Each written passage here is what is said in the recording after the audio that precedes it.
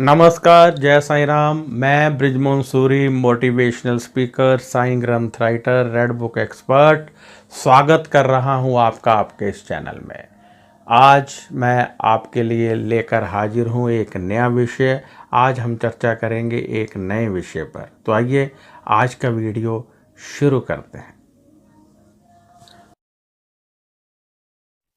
भगवान श्री कृष्ण ने अर्जुन से 3 मुख्य कार्य कहा कि हे अर्जुन, यदि तू धन की कमी नहीं चाहता है, यदि तू सदैव आगे बढ़ना चाहता है, तो ये 3 मार्ग अपना ले, कभी भी तेरे पास धन की कमी नहीं होगी। भगवान श्री कृष्ण ने उन 3 मार्गों का बखान करते हुए कहा कि पहला मार्ग है आज का कार्य आज ही कर लो। आज का कार्य किसी भी अवस्था में कल पर मत छोड़ो। यदि आज का कार्य कल पर छोड़ा जाएगा तो अवनति होना तय है। यदि आज का कार्य आज ही किया जाएगा तो तरक्की की राह खुल जाएगी।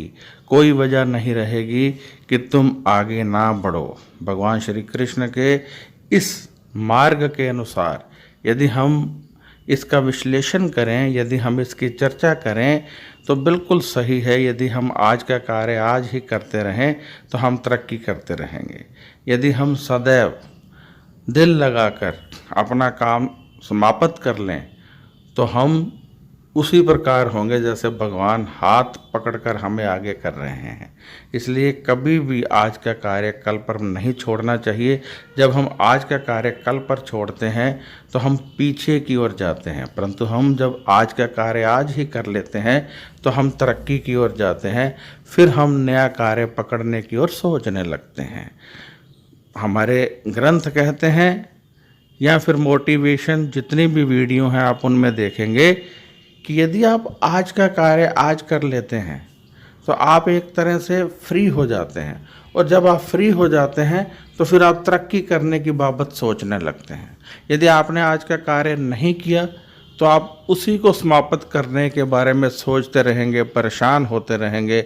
मानसिक रूप से आप बहुत अधिक परेशान हो जाएंगे कि मेरा इतना काम पेंडिंग पड़ा है। परंतु जब आप सारे कार्य समाप्त कर लेंगे तो आप एक फ्री ऑफ माइंड हो जाएंगे और फिर आप कुछ नया करने की बाबत सोचेंगे जो कि आपकी तरक्की मानी जाएगी।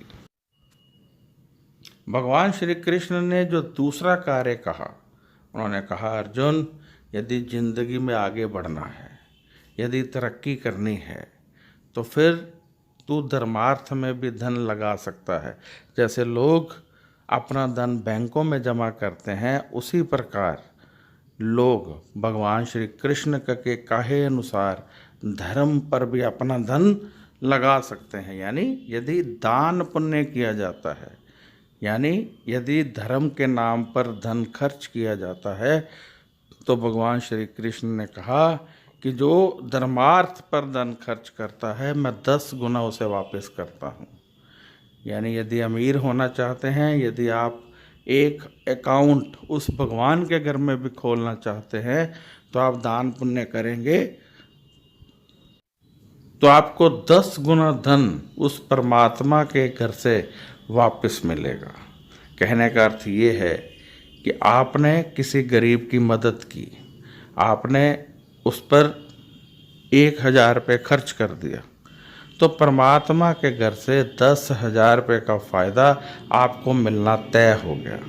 ये भगवान वचन दे चुके हैं और गीता में भी इसका उल्लेख पूर्ण शब्दों में होता है और भगवान श्री कृष्ण ने स्पष्ट रूप से इसे कहा है।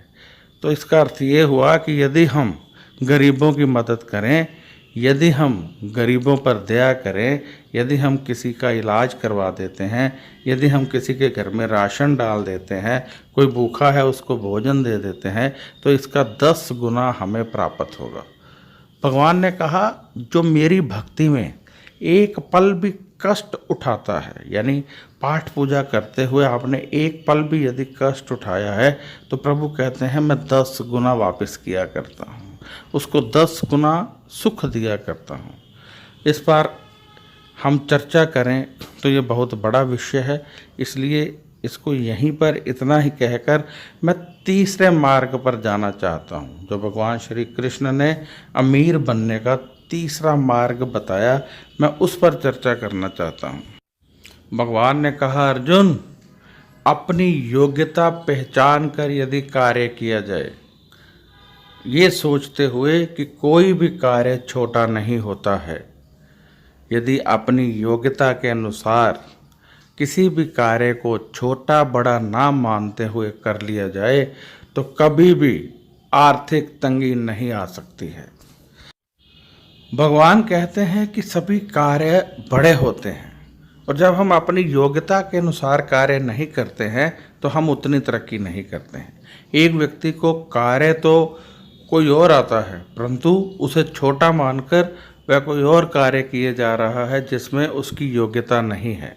अब जिस कार्य में योग्यता नहीं होगी वह कार्य आप कर नहीं पाएंगे, और जब आप कार्य ठीक ढंग से कर नहीं पाएंगे तो तरक्की करेंगे नहीं, और जब तरक्की करेंगे नहीं तो धन आपके पास कहाँ से आएगा। यदि सभी कार्यों को एक समान माना जाए और वही कार्य किया जाए जिसमें हमारी दक्षता है, जिसमें हम निपुण हैं, तो आप देखेंगे वह कार्य खेल खेल में हो जाएगा।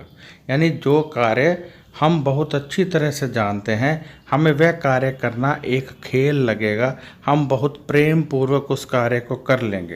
परंतु जब हम उस कार्य को नहीं कर रहे हैं और किसी मुश्किल कार्य को पकड़ रहे हैं जो हमें आता नहीं है, जो हम जानते नहीं हैं, जिसमें हमारी निपुणता नहीं है और जिसमें हमारा दिल भी नहीं लगता है, तो हम देखेंगे कि हम उस कार्य में तरक्की नहीं करेंगे। परंतु जब हम जिस कार्य में निपुण हैं, जो हमारे ब्लड में है, जो हमें गॉड गिफ्टेड है, तो हम बहुत तरक्की करेंगे। यहाँ पर मैं एक उदाहरण देना चाहूँगा। मेरा एक दोस्त था, बहुत गरीब हो गया, मुझे मिला तो उसके घर का राशन भी काफ़ी समय मैं डालता रहा। उसमें एक बहुत अच्छी योग्यता थी कि वह स्कूटर वगैरह बहुत अच्छे ढंग से ठीक कर लेता था। मैंने उससे कहा कि तू वर्कशॉप खोल ले, तेरे घर का खर्चा बहुत आराम से चलेगा। परंतु उसने कहा, ये छोटा सा कार्य मैं तो नहीं करूँगा, मैं तो करूँगा तो कोई बहुत बड़ा फैक्ट्री वगैरह लगाने का कार्य करूँगा। मैंने उसे समझाया कि फैक्ट्री लगाने के लिए तेरे पास धन है नहीं, फैक्ट्री कहाँ से लगाएगा, तू छोटा एक वर्कशॉप खोल ले, एक छोटी सी दुकान ले, शॉप ले, वहाँ पर तू मैकेनिक एक आध रख ले और खुद भी कार्य कर, तेरे पास धन की कभी कमी नहीं होगी। मेरी बात उसके दिमाग में घर कर गई और उसने एक छोटी सी दुकान लेकर वर्कशॉप खोल ली। और मज़े की बात यह है कि करीब 2 महीने में ही उसने बड़ा सा गैरेज लेकर बहुत बड़ी वर्कशॉप बना ली। ऐसा क्यों हुआ? क्योंकि उसको वह कार्य बहुत पसंद था और उसके रग रग में वह कार्य समाया हुआ था।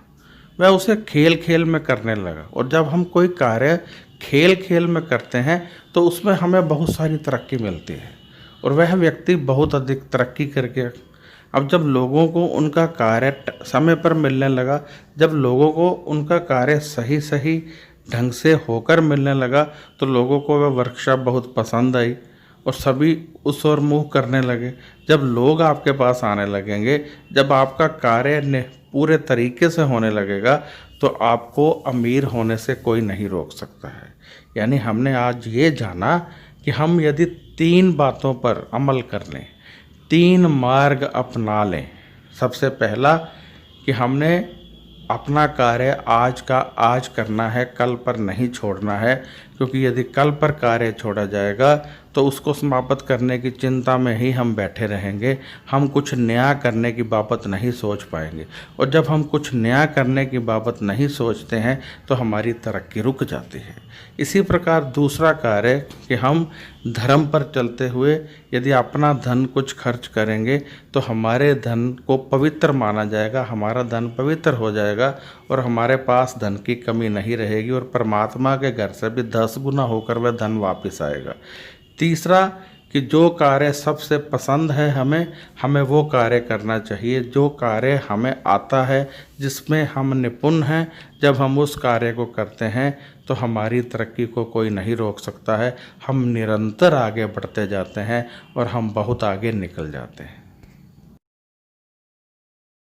अब मैं यहाँ इजाज़त चाहूँगा। यदि आपको मेरा ये वीडियो अच्छा लगा है तो कृपया इसे लाइक कर दें, क्योंकि लाइक करने से मेरा हौसला बढ़ेगा। और यदि आपको लगता है कि ये वीडियो दूसरे लोगों को भी देखना चाहिए तो इसे शेयर कर दें, ताकि शेयर करने से दूसरे लोग भी देखें, उनको भी लाभ मिले। और जब उनको लाभ मिलेगा तो आपको उसका पुण्य प्राप्त होगा। तो यदि आपको कोई सवाल पूछना है तो आप व्हाट्सएप कर सकते हैं। यदि आपने जन्म पत्री दिखानी है तब भी आप व्हाट्सएप कीजिए। जन्म पत्री देखने की हमारी फ़ीस होती है। आप जानते होंगे कि जन्म पत्री में बहुत सारे ग्रह होते हैं, जन्म पत्री में बहुत सारे योग होते हैं। योग से ही हम जानते हैं कि हमारी लाइफ कैसी होगी। कई बार हम ग्रहों के उपाय करते रहते हैं परंतु हमें लाभ प्राप्त नहीं होता है। हम लगातार ग्रहों के उपाय कर रहे हैं, बहुत सारे एस्ट्रोलॉजर्स के पास होकर आ चुके हैं, लेकिन लाभ नहीं मिला है। कारण क्या है? कारण ये होता है कि जन्म कुंडली में योग होते हैं। जब योग एक्टिवेट ना हो, कमज़ोर हो, तो ग्रह काम नहीं करते हैं। और जब ग्रह काम नहीं करते हैं तो फिर उनके उपाय कितने भी कीजिए आपको लाभ नहीं मिलेगा। कब तक? जब तक कि उस योग को बलि नहीं किया जाता, एक्टिवेट नहीं किया जाता। तो यदि आप जन्म पत्री दिखाना चाहते हैं तो व्हाट्सएप कीजिए। सवाल है तब भी व्हाट्सएप कीजिए। व्हाट्सएप का जवाब 4 या 5 दिन में मिलता है। फ़ोन मत कीजिए, फ़ोन यहाँ कोई नहीं उठाता है। तो अब मैं इजाज़त चाहूँगा। नमस्कार, खुश रहिए और अपना ध्यान रखिए।